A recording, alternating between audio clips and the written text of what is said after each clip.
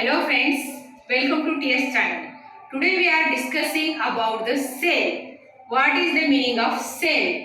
Pronunciation is same, but spelling and meaning is different.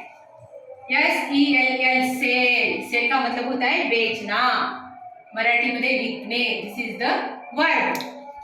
CELL cell पेशी, noun मांसपेशी अपने body के अंदर जो रहती है वो मांसपेशियां.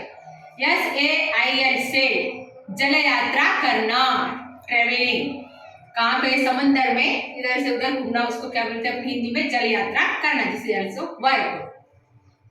SELL sell sold sold, first form, second form, third form.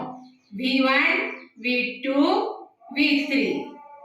I sell vegetables in market.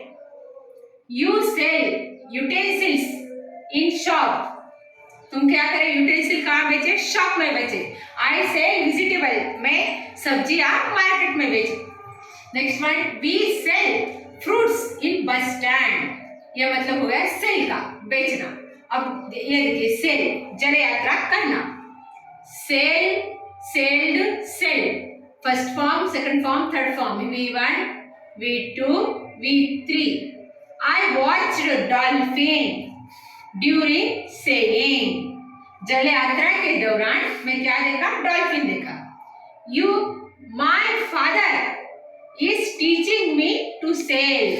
मेरे पापा जल यात्रा कैसा करना बोल के मुझे सिखा रहे हैं. बोले तो इसका मतलब मैं मेरे पापा के साथ जल यात्रा कर रहा हूँ.